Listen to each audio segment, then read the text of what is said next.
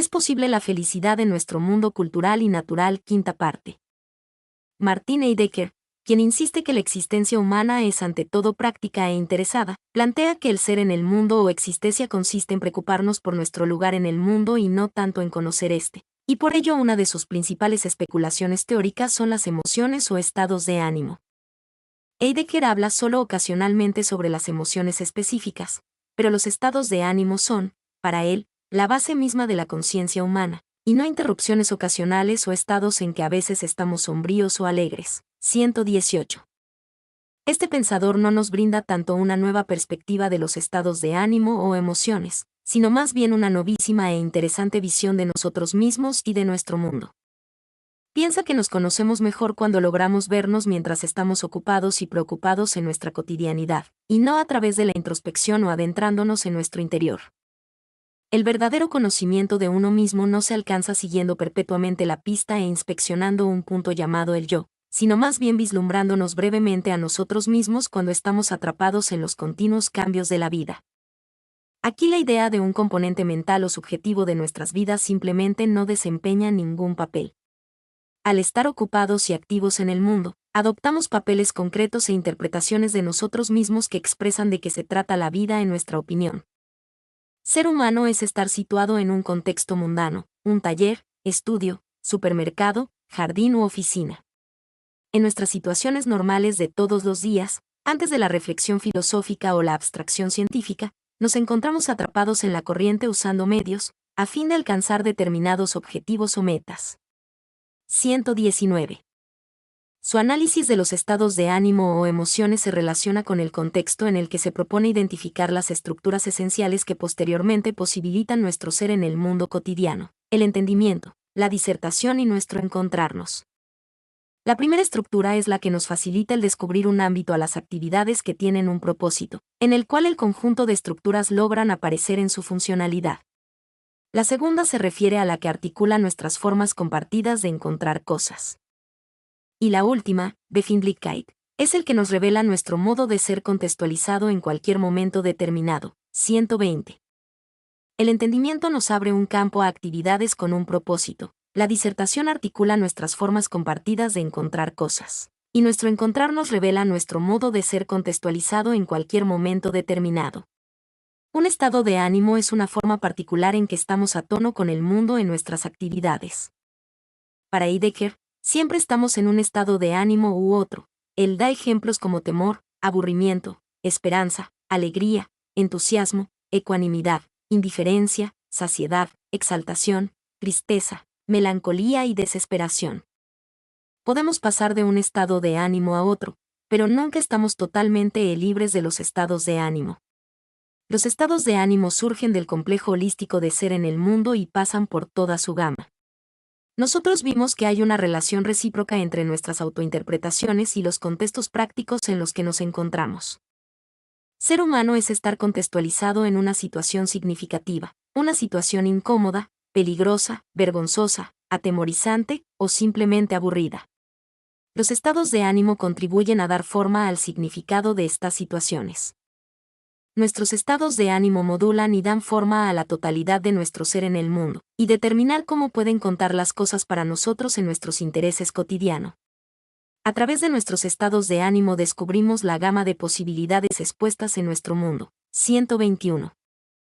Así los estados de ánimo nos asedian, no podemos limitarnos a sufrirlos. Mediante el conocimiento y la voluntad podemos ser amos de nuestras emociones, sin que podamos liberarnos de ellas por completo.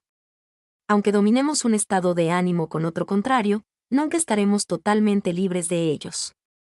Pero dejarnos dominar por los estados de ánimo es vivir una existencia inauténtica. En Heidegger, los estados de ánimo más importantes son la angustia y el miedo.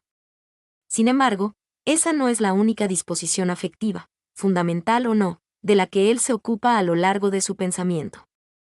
Aparte del miedo y la angustia, Heidegger también se referirá, con menor, igual o mayor detenimiento, a otras disposiciones afectivas como son la esperanza, el gozo, el entusiasmo, el hastío, la tristeza, la melancolía, la desesperación, el aburrimiento profundo y el tedio, la alegría, el espanto, el retenimiento, retención o reserva. El asombro, originario, la duda, la frialdad del cálculo, la sobriedad del planificar, el presentimiento, la embriaguez, la serenidad, etc. 122. Jean-Paul Sartre se interesó por la forma en que las emociones modifican nuestra experiencia del universo en que vivimos. Como somos responsables de lo que somos y hacemos, también somos responsables de nuestras emociones. Por lo tanto, niega que las emociones sean reacciones instintivas y fisiológicas, sobre las que no tenemos ningún control. Nuestras emociones, dice Sartre, son transformaciones mágicas del mundo, formas voluntarias en que modificamos nuestra conciencia de los sucesos para tener una visión más agradable del mundo. Sartre argumenta en forma típica que estas transformaciones son una forma de conducta escapista, formas de evitar algún reconocimiento crucial sobre nosotros mismos. 123. Según su concepción, las pasiones son estrategias empleadas para eludir la acción, la responsabilidad y huir de la libertad. La conciencia emocional es, ante todo, conciencia del mundo, que se transforma para transformar el mundo. La conciencia se transforma a sí misma para transformar el mundo. La persona emocionada y el objeto emocionante se hallan unidos indisolublemente. Las emociones son una determinada manera de aprender el mundo, una manera en que el mundo se nos presenta, aunque también puede ser un intento o un modo de modificarlo o transformarlo. La conciencia emocional es ante todo conciencia del mundo, o sea, estar volcado sobre el mundo.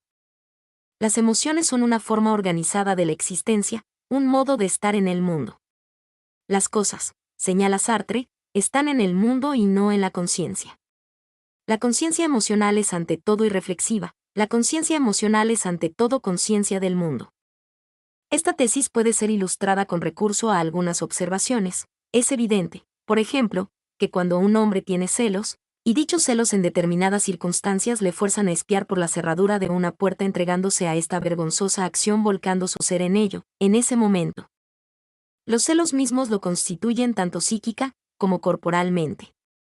Sin embargo, este hecho es irreflexivo, es decir, no supone todavía una toma de conciencia respecto de lo vil de aquel acto. Sin embargo, cuando es sorprendido en aquella acción, es decir, cuando es visto por un otro, o más precisamente, cuando él mismo se aprehende como siendo objeto de una mirada extraña, solo entonces, su acto se objetiva, dado que es la mirada del otro la que da consistencia a su ser, de allí que la constitución de nuestra identidad, esto es, el ver claramente dentro de nosotros mismos, nos viene dado desde fuera, por la mirada del otro, del que nos valora, nos aprecia, nos traspasa. De allí que ya no nos resulte tan extraño que Sartre señale que el infierno son los otros, esto por la constante molestia que la presencia de los otros supone y sin embargo, no podemos pasárnosla sin ellos. Así, en el momento en que se toma conciencia de los celos que nos constituyen, que nos poseen, la vivencia de los celos se congela, de tal manera que la emoción no es la toma de conciencia de esa emoción particular, en este caso los celos. A lo que se apunta es que cuando se asume una posición reflexiva se paraliza la corriente vital del vivir como se vive naturalmente una emoción. Es así como la emoción es una forma organizada de la existencia humana. A partir de este marco conceptual Sartre analiza la alegría, la tristeza, la ira como formas que el ser humano adopta irreflexivamente con el fin de adoptar una posición distinta ante el mundo que le permita hacerle frente de una forma más eficaz y adaptada. La emoción es una forma de aprender el mundo. 124. Las emociones, además de ser una manera de aprender el mundo, son una forma de transformarlo. Cuando una persona está ante un mundo urgente y difícil no deja de actuar, así sea acudiendo a la evasión para eliminar artificialmente un problema. Intenta transformar el mundo mediante sus acciones, y las emociones operan mágicamente manipulando el mundo. La constitución de nuestra identidad tiene lugar desde la alteridad, desde la mirada del otro que nos objeta, y nos objetiva, un otro que nos seduce y al que seducimos, al que miramos y por el que somos vistos. Somos, en ese sentido, seres para otros y no solo por la teatralidad y el simulacro propios de la vida social, sino porque la inquisidora mirada del otro que nos constituye, en ella y por ella nos reconocemos. Así frívolamente reducimos todo lo real a mera apariencia utilitarista de nuestra personalidad y ya no hay esencia o como dirá Sartre la existencia precede a la esencia. Finalmente, y a modo de síntesis es necesario precisar la noción sartreana de la emoción. Podemos preguntarnos cómo surge la emoción y paralelamente con ello en qué consiste una emoción. Podemos responder que la emoción es una transformación del mundo cuando los caminos trazados se hacen demasiado difíciles o cuando no vislumbramos caminos. Ya no podemos permanecer en un mundo tan urgente y difícil. Todas las vías están cortadas y sin embargo hay que actuar. Tratamos entonces de cambiar el mundo, o sea, de vivirlo como si la relación entre las cosas y sus potencialidades no estuvieran regidos por unos procesos deterministas, sino mágicamente o bien por la posibilidad de ser construidos por nosotros o reconstruidos. No se trata de un juego, nos vemos obligados a ello y nos lanzamos hacia esa actitud con toda la fuerza de que disponemos. 125. Sartre entiende la emoción como una forma de aprender el mundo y como una transformación del mismo. Si las emociones producen una modificación del mundo aprendido por la conciencia y, al mismo tiempo, nos hacen cautivos de esa nueva magia creada por nosotros mismos, la reflexión puede liberarnos del cautiverio, enseñarnos a aprender el mundo de modo inteligente. 126. Robert C. Solomon, filósofo, que propone una teoría cognoscitiva de las emociones, en la que plantea que los juicios desempeñan un papel esencial en el universo emocional, sostiene que las emociones son racionales, intencionales, acciones deliberadas y dirigidas a cambiar el mundo, creencias, ciegas, miopes. Tienen un propósito, sirven a nuestros fines, y juicios normativos, y a menudo juicios morales. Nosotros escogemos nuestras emociones. Las emociones no son sentimientos, sensaciones, irracionales, destructivas, ocurrencias fisiológicas, ni trastornos psicológicos. Como son intencionales, son obra nuestra y somos responsables de ellas. Las emociones son juicios, y como tal son racionales, así como los juicios pueden ser racionales. Como los juicios son acciones, todas las acciones están encaminadas a transformar el mundo. Debido a que las emociones son juicios urgentes, las respuestas emocionales son una conducta de emergencia. El autor enfatiza en que las emociones son racionales, intencionales, juicios, acciones, tienen un propósito y siempre son respuestas urgentes. Las emociones son racionales en el sentido de que encajan dentro de la conducta global de una persona que tiene un propósito, pero esto no quiere decir que los diversos propósitos de una persona son siempre consistentes o coherentes. Las emociones sirven propósitos y son racionales, pero como esos propósitos frecuentemente son cortos de vista, parecen no tener propósitos y ser irracionales bajo una visión más amplia. Por satisfacer una pasión destruimos carreras, matrimonios, vidas. Las emociones no son irracionales, la gente es irracional. Las emociones son siempre respuestas urgentes, incluso desesperadas, a situaciones en que una persona se encuentra impreparada, impotente, frustrada, atrapada. Es la situación, no la emoción, la que es desorganizante e irracional. Las emociones son intencionales y racionales, no desorganizadoras e irracionales. Las emociones son juicios y acciones, no ocurrencias o sucesos que experimentamos. En consecuencia, quiero decir que las emociones son elecciones y responsabilidad nuestra. No obstante, nunca nos damos cuenta de que hacemos tal elección. Las emociones, como hemos dicho, son juicios apresurados y generalmente dogmáticos. Según esto, no se pueden hacer al mismo tiempo que se reconoce que son dogmáticos y no absolutamente correctos. Lo que distingue las emociones de otros juicios es el hecho de que las primeras nunca se pueden considerar deliberada y cuidadosamente. Las emociones son elecciones esencialmente no deliberadas. En este sentido, las emociones son realmente ciegas así como miopes. Una emoción no se puede ver a sí misma. Pocas cosas son más desconcertantes que observar de improviso nuestra cólera reflejada en un espejo, o reflexionar sobre la propia cólera para ver su absurdo in media res. Si las emociones son juicios o acciones, se nos puede hacer responsable de ellas. Nosotros no podemos simplemente tener una emoción o dejar de tener una emoción, pero podemos abrirnos al argumento, la persuasión y las pruebas. Podemos obligarnos a nosotros mismos a la autorreflexión, a juzgar las causas y propósitos de nuestras emociones, y también a hacer el juicio de que estamos todo el tiempo eligiendo nuestras emociones, lo cual tendría el efecto de debilitarlas. Esto no quiere decir que optemos por una vida sin emociones, es abogar por una concepción de las emociones que deje claro que nosotros las hemos elegido. En un sentido, nuestra tesis aquí se confirma a sí misma. Pensar que nosotros elegimos nuestras emociones es hacer que sean nuestra elección. El control emocional no consiste en aprender a emplear técnicas racionales para someter por la fuerza a un ello brutal que nos ha victimado, sino más bien en estar dispuestos a darnos cuenta de lo que nos pasa, a descubrir y examinar críticamente los juicios normativos incrustados en cada respuesta emocional. Llegar a creer que uno tiene este poder es tener ese poder. 127. Buscando dominar las emociones, como el miedo, por ejemplo, la filosofía ofrece algunas propuestas. Veamos algunas. La incertidumbre que está en el origen del miedo muestra, como se ha repetido, la vulnerabilidad del sujeto, la cual es a su vez la explicación de las dificultades de éste para llegar a controlar la emoción. Esa falta de control ha llevado a los filósofos a idear maneras de conjurar los efectos nocivos de las emociones, efectos que se muestran en la incapacidad para reaccionar autónomamente, en la turbación o el entorpecimiento del juicio, en la negación, en una palabra, de la respuesta inteligente. Hemos visto que los estoicos proponían liberarse del miedo a través de una especie de disciplina cognoscitiva que llevaría al convencimiento de que o bien todo era igualmente temible o que en realidad nada lo era. Hobbes se aprovechó del miedo intrínseco a la vida humana, en estado de naturaleza, para fundamentar el poder político y la obligación de obedecer al Estado.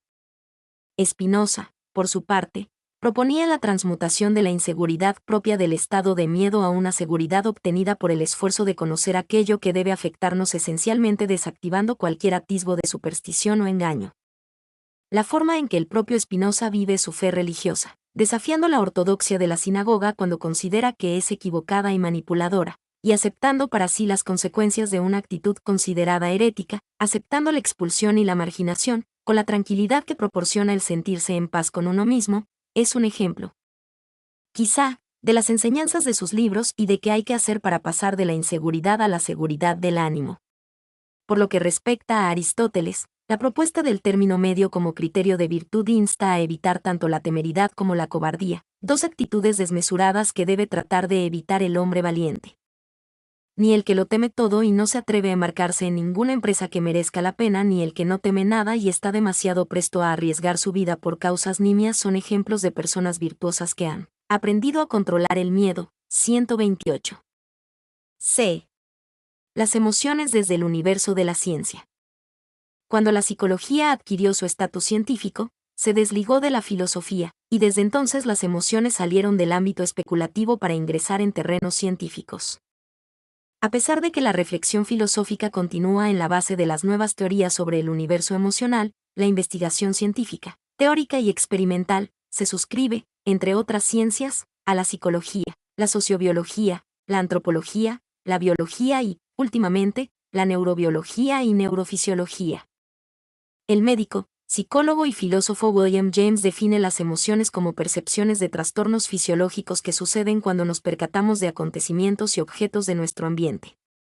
Según él, no lloramos porque nos sentimos tristes, sino que nos sentimos tristes porque lloramos, enojados porque golpeamos y asustados porque temblamos, y no que lloramos, golpeamos o temblamos porque tenemos pesar, cólera o temor, cualquiera que sea el caso. El sentido común nos dice que las emociones son algo que sentimos desde dentro y que se manifiestan corporalmente. La piel se nos eriza ante la persona amada, el cuerpo nos tiembla cuando sentimos temor, el rostro se ruboriza cuando sentimos vergüenza, los músculos se tensionan al sentirnos iracundos. Parece obvio que las emociones son sucesos relacionados directamente con cambios fisiológicos o trastornos corporales. La teoría del sentimiento fisiológico está de acuerdo con el sentido común en muchos aspectos, puesto que resalta el componente corporal y considera que las agitaciones o excitaciones físicas son definitivas a la hora de analizar las emociones.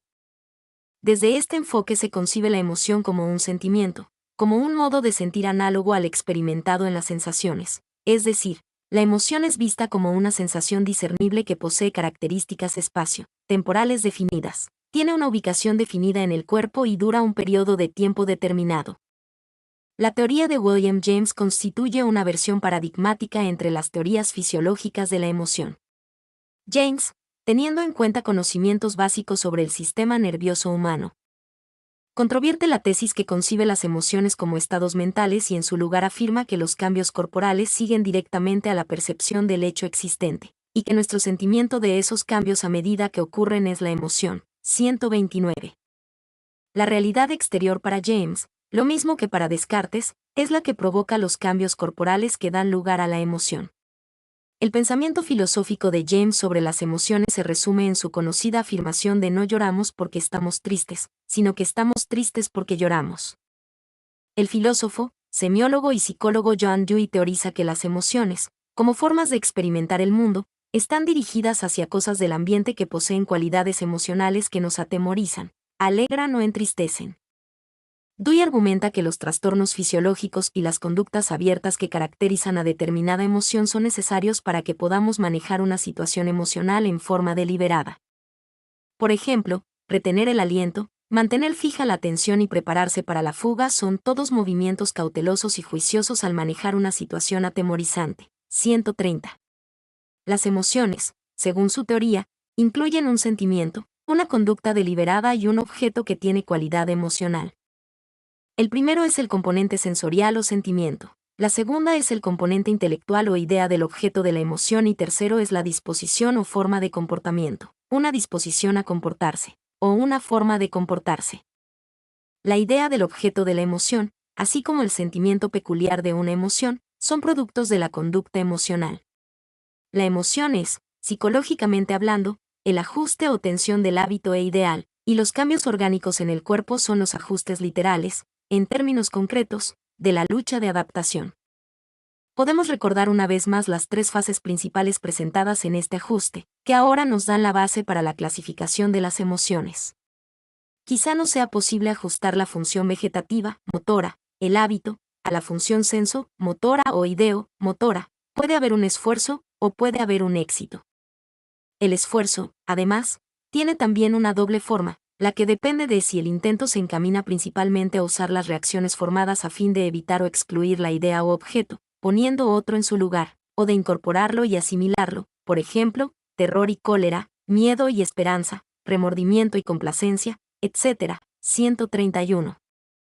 Stanley Schachter y Jerome Singer, psicólogos experimentales, proponen que las emociones tienen un componente de excitación o fisiológico y un componente cognoscitivo, encargado de determinar cómo se clasifican las emociones y se distinguen unas de otras. Plantean que un estado emocional puede ser considerado como una función de un estado de excitación fisiológica y de una cognición apropiada para este estado de excitación. La cognición, en un sentido, ejerce una función de conducción. Las cogniciones que surgen de la situación inmediata, como se interpreta por la experiencia pasada, proporcionan la estructura dentro de la cual la persona entiende y clasifica sus sentimientos. La cognición es la que determina si el estado de excitación fisiológica será clasificado como cólera, gozo, temor o lo que sea. Se ha sugerido que los estados emocionales se pueden considerar como una función de un estado de excitación fisiológica y de una cognición apropiada para este estado de excitación. De esto se deducen las siguientes proposiciones. 1. Dado un estado de excitación fisiológica para el cual un individuo no tiene explicación inmediata, él clasificará este estado y describirá sus sentimientos en términos de las cogniciones con que cuenta. Puesto que los factores cognitivos determinan en gran parte los estados emocionales, podemos prever que precisamente el mismo estado de excitación fisiológica se puede clasificar de gozo o furia o celos o cualquiera de una gran diversidad de etiquetas emocionales que dependen de los aspectos cognitivos de la situación. 2.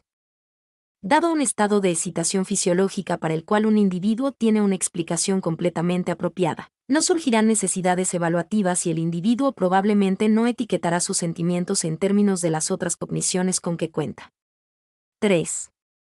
Dadas las mismas circunstancias cognitivas, el individuo reaccionará emocionalmente o describirá sus sentimientos como emociones solo en la medida en que experimente un estado de excitación fisiológica.